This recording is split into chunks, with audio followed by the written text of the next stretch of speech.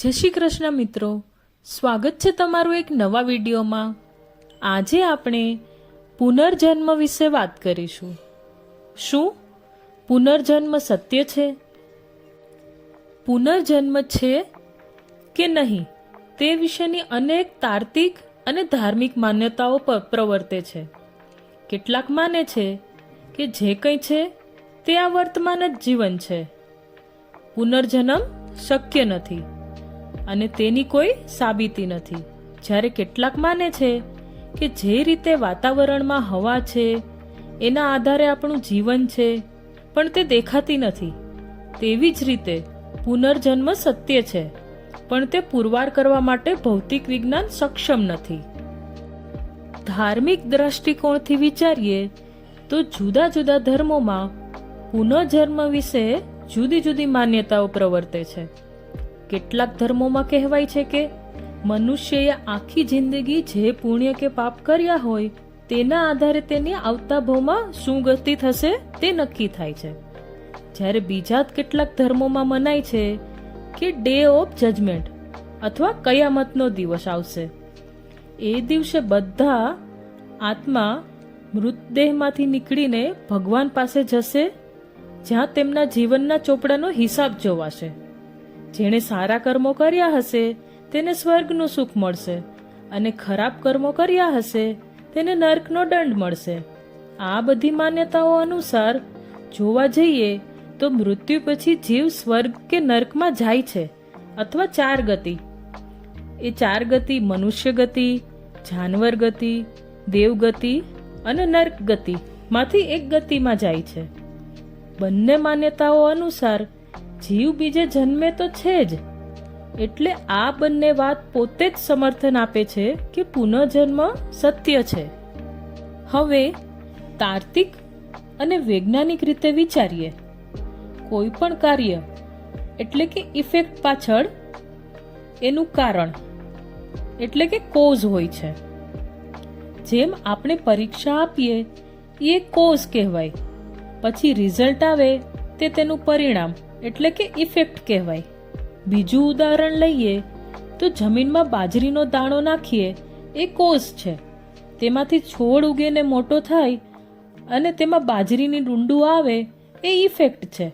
હવે ધારણા કરીએ કે બાજરીનો જે દાણો વાવ્યો એ પુનર્જન્મ છે, પછી એમાંથી ડુંડું આવ્યું એટલે કે આ ભવનો જન્મ થયો અને પછી પાછું એ ડુંડામાંથી બીજ છૂટું પડીને દાણો જમીનમાં પડે એ આવતો જન્મ લેશે, એમાંથી નવું ડુંડું બનશે। આમ કોઝમાંથી ઇફેક્ટ આવે છે અને એ ઇફેક્ટ ભોગવતી વખતે ફરી નવા કોઝિસ પડે છે, એટલે કોઝ ઇફેક્ટની જન્મ મરણની સાયકલ ચાલ્યા જ કરે છે। બાજરીના દાણામાં આપણને અમુક સમયના ગાળામાં એ સાયકલ જોઈ શકાય છે કે દાણો જમીનમાં પડ્યો અને તેમાંથી ડુંડું આવ્યું અને ફરી એમાંથી દાણો જમીનમાં રોપ। પણ મનુષ્યના આયુષ્કાળમાં આપણને પૂર્વ ભવ એ આવતો ભવ સ્પષ્ટ રીતે જોવાતો કે યાદ રહેતો નથી અને એટલે જ પુનર્જન્મ છે એ માનવું મુશ્કેલ બને છે। પણ મનુષ્યનું શરીર પણ એક ઇફેક્ટ છે, એ પરિણામ છે, એટલે તેનું કોઝ હોવું જ જોઈએ। ડાર્વિનના ઉત્ક્રાંતિવાદ પ્રમાણે જીવ ડેવલપ થતો થતો એકેન્દ્રિયમાંથી જાનવરમાં અને પછી મનુષ્યમાં આવે છે, પણ મનુષ્યમાં આવ્યા પછી તેની કઈ ગતિ થાય છે તેનું રહસ્ય ભૌતિક વિજ્ઞાનમાં મળતું નથી। તેનો ખુલાસો આધ્યાત્મિક વિજ્ઞાનમાં મળે છે। જેમ વર્ષના અંતે ધંધાની આવક જાવકનું સરવૈયું બેલેન્સ શીટમાં આવે છે, તે જ રીતે મનુષ્યએ આખી જિંદગીમાં જે કાર્યો કર્યા હોય તેના પુણ્ય પાપના હિસાબનું સરવૈયું મૃત્યુ વખતે આવે છે અને આવતા જન્મની ગતિ નિર્ધારિત થાય છે। મૃત્યુ પછી આત્મા દેહ છોડે છે અને બીજી બાજુ સીધો ગર્ભમાં પ્રવેશ કરે છે।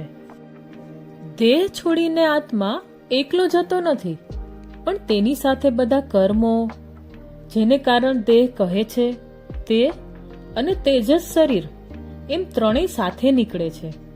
જેમ સાપ તેના એક દરમાંથી બહાર નીકળતો હોય અને બીજા દરમાં અંદર પેસતો હોય, તેમ આ દેહમાંથી આત્મા એક બાજુ નીકળતો હોય અને બીજી બાજુ જન્મ લે છે. પણ પુનઃજન્મ યાદ ન રહેવાનું મોટું કારણ એ છે કે મૃત્યુ સમયે મનુષ્યને ખૂબ જ વેદનાનો અનુભવ થાય છે.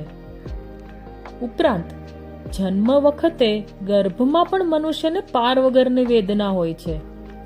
એ વેદનાને કારણે આવરણ આવી જાય છે અને પૂર્વજન્મ ભૂલાઈ જાય છે. પુનઃજન્મ સત્ય છે અને એ પણ સત્ય છે કે મૃત્યુ કોઈના હાથમાં નથી.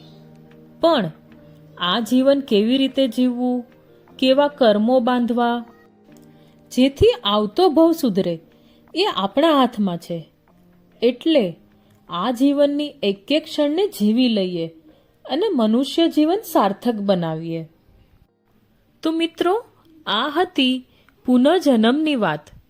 તમને મારો વિડીયો ગમતો હોય તો લાઈક જરૂરથી કરજો અને આવા જ અવનવા વિડીયો જોવા માટે મારી ચેનલને સબસ્ક્રાઇબ જરૂરથી કરજો અને ઓલ બટનને પ્રેસ કરજો, જેથી કરીને મારા દરેક વિડીયોના નોટિફિકેશન તમને મળતા રહે. ફરી મળીશું એક નવા વિડીયો સાથે. જય શ્રી કૃષ્ણ મિત્રો.